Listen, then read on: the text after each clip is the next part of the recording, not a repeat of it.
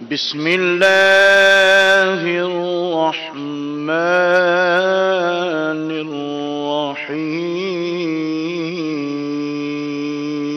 الرحيم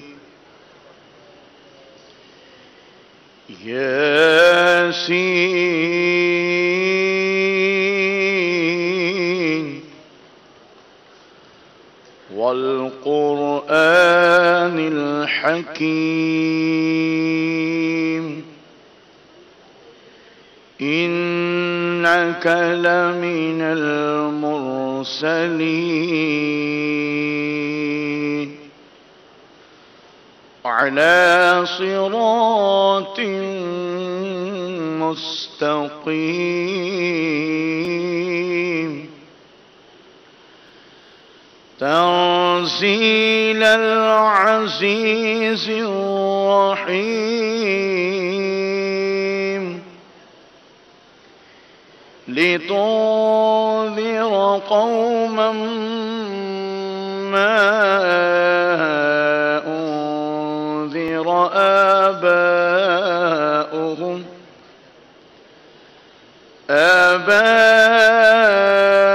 آباؤهم فهم غافلون لقد حق القول على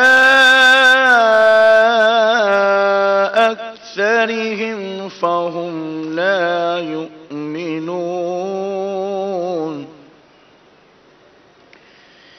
إنا جعلنا في أعناقهم أغلالا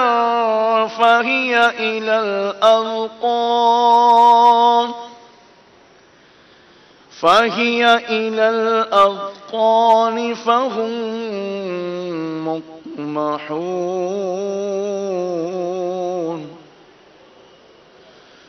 وجعلنا من بين أيديهم سدا ومن خلفهم سدا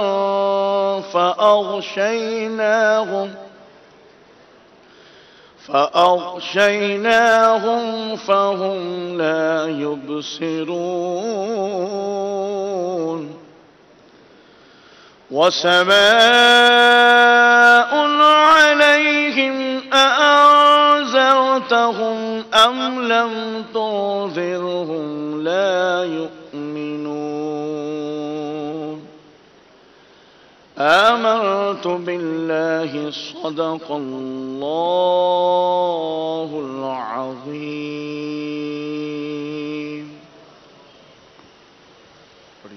صلوا على الحبيب صلى الله تعالى على محمد صلى الله عليه وسلم الحمد لله رب العالمين والصلاة والسلام على سيد المرسلين کب گناہوں سے کنارہ میں کروں گا یا رب کب گناہوں سے کنارہ میں کروں گا یا رب نیک کب اے میرے اللہ بنوں گا یا رب نیک کب اے میرے اللہ بنوں گا یا رب کب گناہوں کے مرض سے میں شفا پاؤں گا اللہ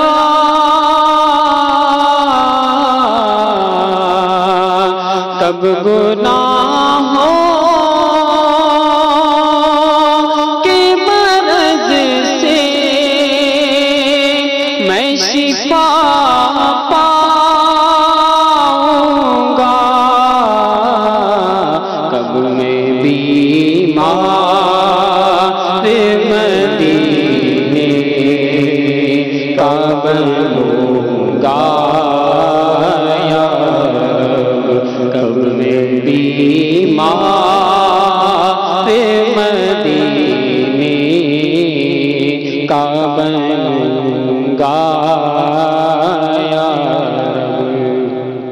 گر تیرے پیار کا جلوہ نہ رہا پیش نظر اللہ، گر تیرے پیار کا جلوہ نہ رہا پیش نظر، دیان سے حقی کیوں کر میں سہوں گا یا رب، سختیان سے حقی کیوں کر میں سہوں گا یا رب، نیک کب ہے میرے اللہ بنوں گا یا رب۔ ہائے معمولی سی گرمی بھی صحیح جاتی نہیں اللہ، ہائے معمولی سی گرمی بھی صحیح جاتی نہیں، گرمی حشر میں پھر کیسے سہوں گا یا رب، گرمی حشر میں پھر کیسے سہوں گا رب، آج بنتا ہوں معزز جو کھلے حشر میں عیب اللہ،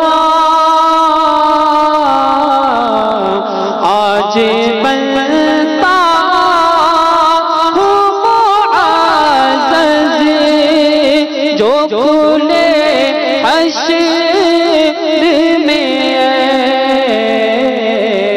آہ رسوائی کی آفت میں پھنسوں گا یا رب، آہ رسوائی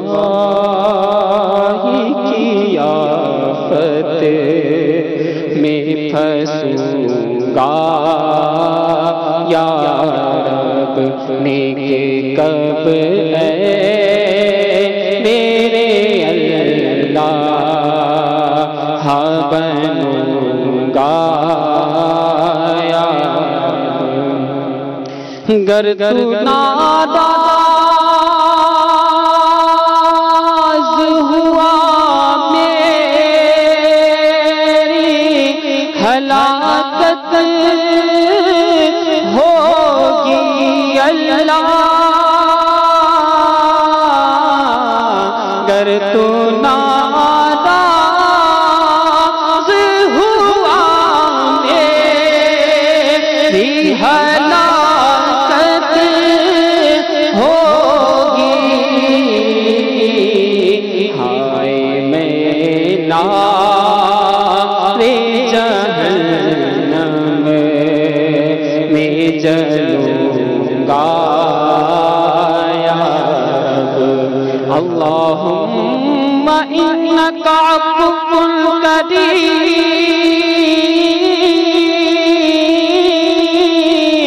تحب العفو فاعف عنا یا رب العالمین، گر تو ناراض ہوا میری ہلاکت ہوگی،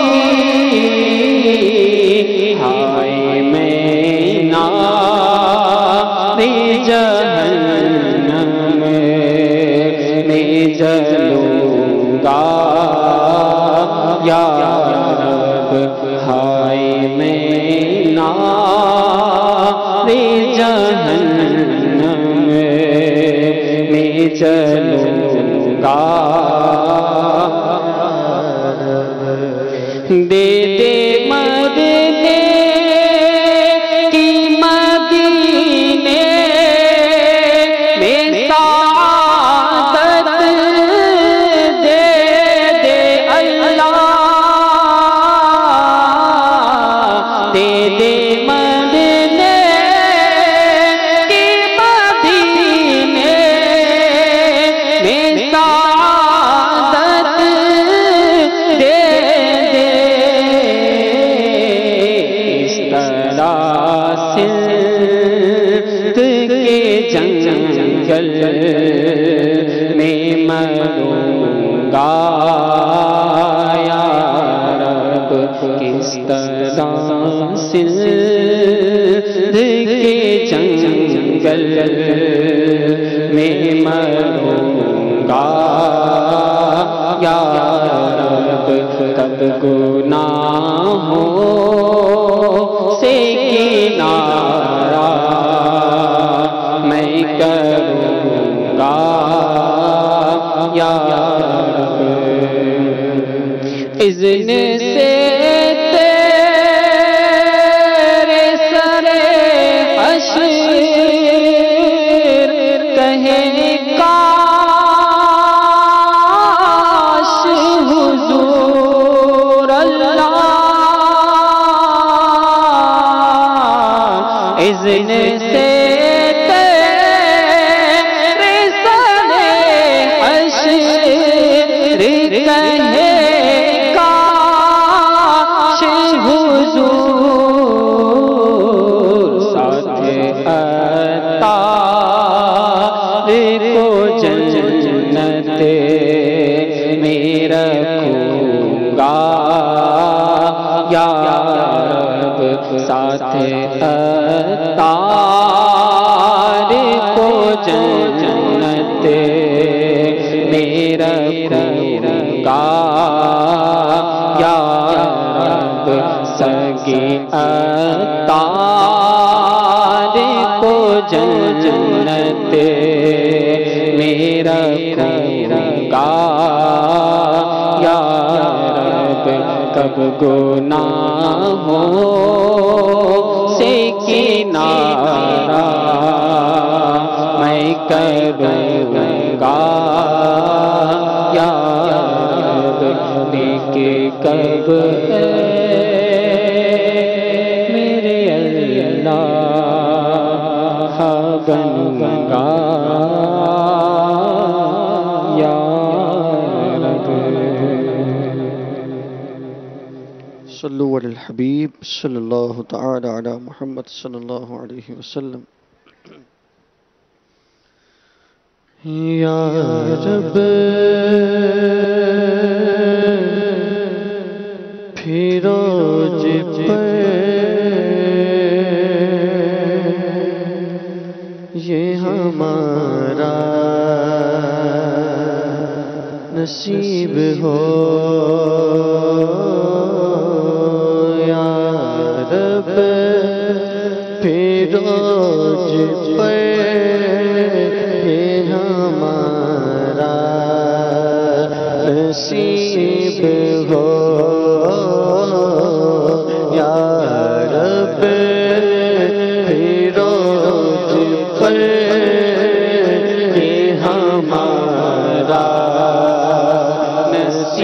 یہ ہمارا نصیب ہو یا رب پھروج پر یہ ہمارا نصیب ہو یا رب پھروج پر یہ ہمارا نصیب ہو سوئے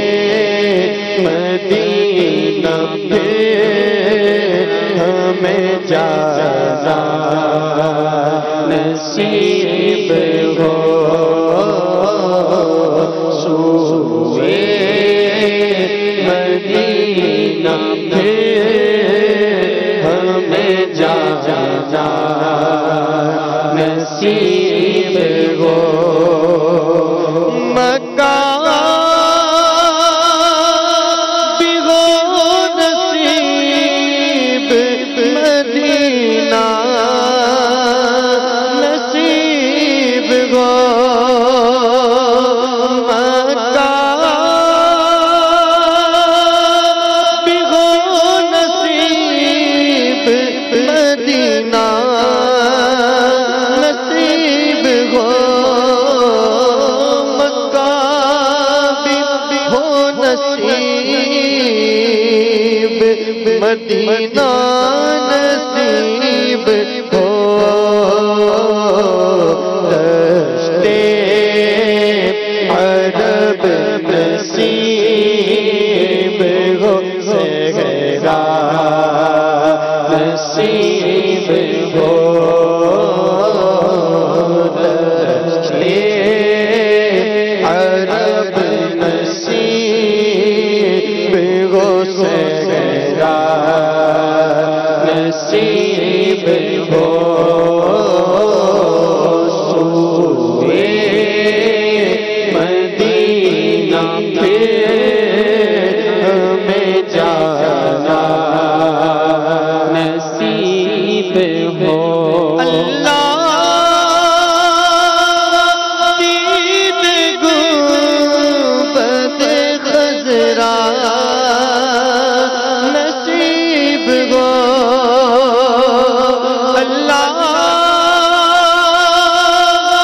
دید گنبد خضرا نصیب ہو اللہ دید گنبد خضرا نصیب ہو یا رب رسول پاک کا جلوہ نصیب ہو یا رب یا رب یا رب رسول پاک کا جلوہ نصیب ہو سوئے مدینہ پھر ہمیں جانا نصیب ہو سوئے مدینہ پھر ہمیں جانا نصیب ہو ہم جا کے خوب لوٹے مدینے کی دھول پر ہم جا کے خوب لوٹے مدینے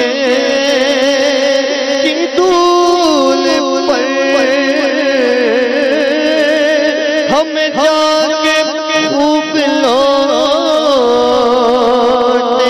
مدینے کی دھول پر آنکھوں میں خاک طیبہ لگانا نصیب ہو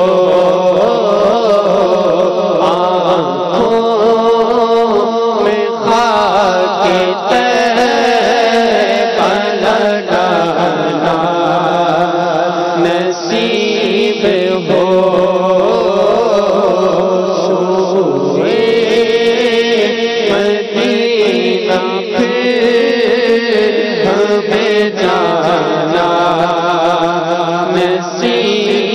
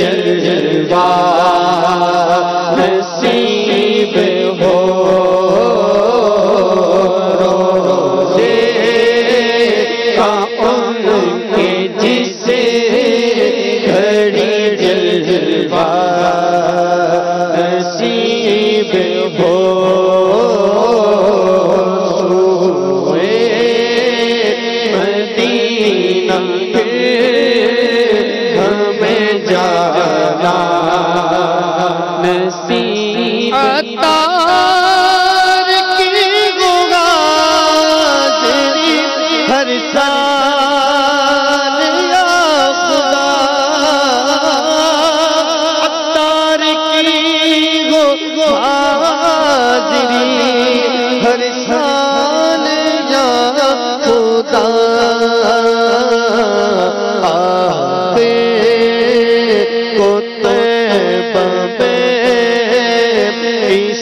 مرنا نصیب ہو آخر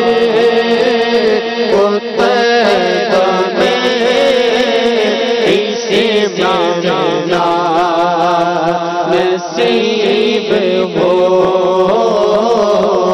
یا رب روز پر ہمارا نصیب ہو سوئے مدینہ پھر ہمیں جانا نصیب ہو.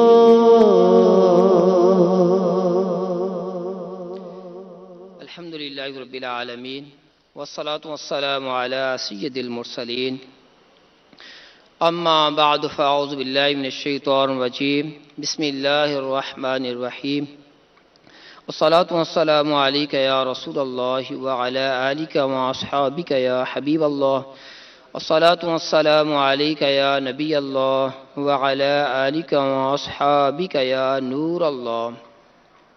میٹھے میٹھے اسلامی بھائیوں، مدنی چینل کے ناظرین، فرمان مصطفیٰ صلی اللہ تعالی علیہ وآلہ وسلم سماعت فرمائیے، بے شک تمہارا نام مع شناخت مجھ پر پیش کیے جاتے ہیں، اس لیے احسن یعنی بہترین الفاظ میں درود پڑھو. صلو علی الحبیب صلی اللہ تعالی علی محمد. میرا دل پاک ہو سرکار دنیا کی محبت سے، میرا دل پاک ہو سرکار دنیا کی محبت سے، مجھے ہو جائے نفرت کاش آقا مال و دولت سے. میٹھے میٹھے اسلامی بھائیوں، جس طرح کسی بلند جگہ تک پہنچنے کے لیے سیڑھی وغیرہ کی حاجت ہوتی ہے، اسی طرح رب تعالیٰ کی بارگاہ میں رسائی کے لیے بھی چند اوصاف کا ہونا ضروری ہے، چند چیزوں کا ہونا، صفات کا ہونا ضروری ہے. اور انہی میں سے ایک زہد بھی ہے، یعنی دنیا سے بے رغبتی.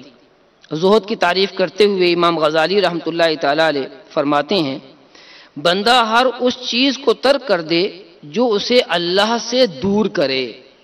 تو ہر وہ چیز جس سے ہم اللہ رب العالمین کی محبت سے، اللہ تعالیٰ کی اطاعت سے، اللہ تعالیٰ کی یاد سے جو بھی چیز ہم کو غافل کر دیتی ہے، دور کر دیتی ہے، اس کو اپنے دل سے نکالنے کی حاجت ہے.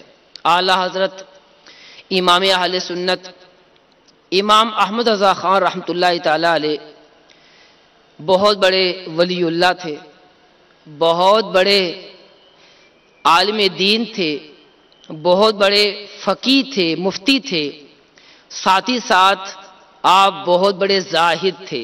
زاہد مراد زہد و تقوی والے. اعلیٰ حضرت کے کئی واقعات ہیں جن سے یہ پتہ چلتا ہے کہ اعلیٰ حضرت رحمۃ اللہ تعالیٰ علیہ دنیا کی محبت سے، مال کی محبت سے کتنا دور رہا کرتے تھے. چنانچہ ایک واقعہ سماعت فرمائیے، اس میں ہمارے لیے درس کے بہت سارے مدنی پھول ہیں. آج بھائی بھائی سے لڑ رہا ہے، بلکہ بیٹا باپ سے جھگڑا کر رہا ہے، اور یوں ہمارے معاشرے کے اندر لڑائی جھگڑے بڑھتے چلے جا رہے ہیں. اعلیٰ حضرت کا واقعہ سنیے، آپ کیسا پیارا ذہن رکھتے تھے. آپ رحمۃ اللہ تعالیٰ علیہ کے چھوٹے بھائی مولانا محمد رضا خان رحمۃ اللہ تعالیٰ علیہ نے اپنی اہلیہ کو، بچوں کی امی کو سونے کے کنگن بنوا کر دیے. کسی چغل خور نے امام اہل سنت رحمۃ اللہ تعالیٰ علیہ سے شکایتاً ذکر کیا. یہ سن کر آپ نے بڑا پیارا جواب ارشاد فرمایا.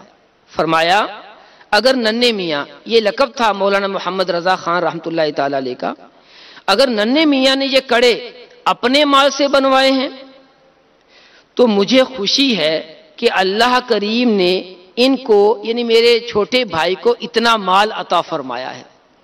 اور اگلی بات ارشاد فرمائی، اور اگر میرے مال سے بنوائے ہیں تو مجھے خوشی ہے کہ ننھے میاں نے میرے مال کو اپنا مال سمجھا۔ سبحان اللہ، کیسی پیاری سوچ ہے کہ دونوں باتیں ہوں تو مجھے خوشی ہے۔ اگر اپنے مال سے ہے تو میرا چھوٹا بھائی ہے، اس نے اپنے مال سے کنگن بنوائے، مجھے خوشی ہے۔ اور اگر میرے مال سے بنوائے ہیں تو یہ تو میرے بھائی کی گویا کی مہربانی ہے کہ اس نے میرے مال کو اس قابل سمجھا کہ میرے مال سے اپنے گھر والوں کے کنگن بنوائے۔ سبحان اللہ، سبحان اللہ۔ میٹھے میٹھے اسلامی بھائیو، ایک اور واقعہ سنتے ہیں۔ ایک مرتبہ ایک سیاسی لیڈر بریلی شریف میں پہنچا تو امام اہل سنت کی بارگاہ میں عرض کی گئی، تھوڑا سا وقت فلاں سیاسی لیڈر کو ملاقات کا دے دیں۔ یہ سن کر آپ نے ارشاد فرمایا، وہ مجھ سے دینی امور میں گفتگو کرے گا یا دنیاوی امور کے بارے میں؟ دینی امور سے متعلق تو نہیں کر سکتا کیونکہ وہ دینی علم نہیں رکھتا، کہ وہ ہمارے دین سے واقف ہی نہیں ہے۔ رہا دنیوی بہبود کے متعلق، دنیا کی ترقی کے متعلق، تو جب میں نے اپنی دنیاوی بہبود کی طرف توجہ ہی نہیں کی، دنیا کی ترقی کی طرف جب میں نے توجہ ہی نہیں کی، تو دوسروں کی دنیا سنوارنے کی فکر میں کس طرح اپنا وقت ضائع کر سکتا ہوں؟ پھر فرماتے ہیں کہ آپ حضرات جانتے ہیں، جن لوگوں نے کہا تھا کہ سیاسی لیڈر سے مل لے، ان سے فرمایا کہ آپ حضرات جانتے ہیں کہ خداوند عالم کی دی ہوئی نعمت ترکہ آبائی سے میری کافی معیشت یعنی گزر بسر ہے، یعنی جو مجھے ورثہ ملا ہے مجھے اپنے اباء و اجداد سے، باپ دادا سے، تو وہ میری معیشت یعنی میری گزر بسر کے لیے کافی ہے، مگر کبھی بھی میں نے اس کی طرف توجہ نہیں کی۔ حسن میاں یعنی اپنے بڑے بھائی مولانا حسن رضا انتظام کرتے رہے، اور جب ان کا انتقال ہو گیا تو انتقال کے بعد ننھے میاں اس کی دیکھ بھال کرتے ہیں۔ تو جب جو میرے باپ دادا کی وجہ کی طرف سے مجھے ورثہ ملا تھا، وراثت ملی تھی، اس کی طرف میں توجہ نہیں کرتا۔ پہلے جو ہے مولانا حسن رضا خان میرے منجلے بھائی، یہ سارے کام کو دیکھتے تھے، اب چھوٹے بھائی دیکھتے ہیں۔ تو جب میں اپنے جو وراثت میں ملا ہوا مال ہے اس کی طرف توجہ نہیں کرتا تو مزید مجھے کس چیز کی، کون سی چیز مجھے درکار ہے؟ تو میٹھے میٹھے اسلامی بھائیوں، واقعی اعلیٰ حضرت رحمۃ اللہ تعالی علیہ دنیاوی جھمیلوں سے آزاد تھے، دنیاوی مال و دولت سے آپ کا دل پاک تھا۔ یہی وجہ ہے کہ سارا وقت اللہ رب العالمین کی اطاعت میں، اللہ کے ذکر میں، اس کے پیارے حبیب صلی اللہ علیہ وسلم کے ذکر میں اور کتابیں تالیف کرنے میں ہی گزرتا تھا۔ کبھی فتویٰ لکھ رہے ہیں، کبھی کوئی رسالہ لکھ رہے ہیں، کبھی کوئی کتاب لکھ رہے ہیں۔ تو یوں اسی طرح ہم بھی غور کریں کہ آج دنیاوی معاملات میں ہم اس قدر ہمارا دل مشغول ہو گیا ہے کہ بس ہمیں دنیا کے بارے میں سوچتے ہیں، دیکھتے ہیں دنیا کے بارے میں، سنتے ہیں دنیا کے بارے میں، سوچتے ہیں دنیا کے بارے میں، اور اسی طرح چلتے ہیں تو دنیا کے لیے، پکڑتے ہیں تو دنیا کے لیے۔ ہمارے سارے اعضاء صرف دنیا میں ہی مشغول ہے، دین کے لیے، علم دین کے حصول کے لیے، اللہ تعالیٰ کی یاد کے لیے، اس کے پیارے حبیب صلی اللہ علیہ وسلم کے ذکر کے لیے ہم نے کتنا وقت نکالا۔ نماز بھی پڑھتے ہیں تو نماز پڑھتے ہوئے بھی دنیاوی خیال آ رہے ہوتے ہیں۔ ایک شخص سے کسی نے پوچھا کہ جناب شام کو آپ اپنا حساب و کتاب تو کرتے ہوں گے؟ کہنے لگا حساب و کتاب کرنے کی ضرورت نہیں ہے، جب نماز مغرب ادا کرتا ہوں تو نماز کے دوران ہی حساب کر لیتا ہوں، الامان الحفیظ۔ یعنی ہماری سوچ کتنی عجیب و غریب ہو گئی کہ حساب و کتاب کے لیے نماز میں خیالات حساب و کتاب کر رہے ہوتے ہیں۔ ایسے لوگ بھی اس دنیا کے اندر موجود ہیں۔ تو میٹھے میٹھے اسلامی بھائیوں، ہمیں دین اسلام کو اس کا علم حاصل کرنے کے لیے اللہ تعالیٰ کی یاد کے لیے کچھ وقت ضرور نکالنا چاہیے۔ میں یہ نہیں کہتا کہ آپ ہر وقت جو ہے وہ علم دین کی حصول کے لیے صرف کر دیں، ہاں صرف کریں تو کیا بات ہے، مدینے کی کرنا چاہیے، لیکن اگر نہیں کر پاتے تو کم از کم ہم 5 وقتہ باجماعت نماز تکبیر اولیٰ کے ساتھ اور اس کے ظاہری اور باطنی جو آداب ہیں ان کا خیال کرتے ہی پڑھ لیں۔ اگر ہم زیادہ ذکر و اذکار نہیں کر سکتے تو کم از کم نماز کے بعد تسبیح فاطمہ کا ذکر ہی کر لیا کریں، اور اگر زیادہ استغفار نہیں کر سکتے تو کم از کم دن میں 70 مرتبہ استغفار کر لیا کریں۔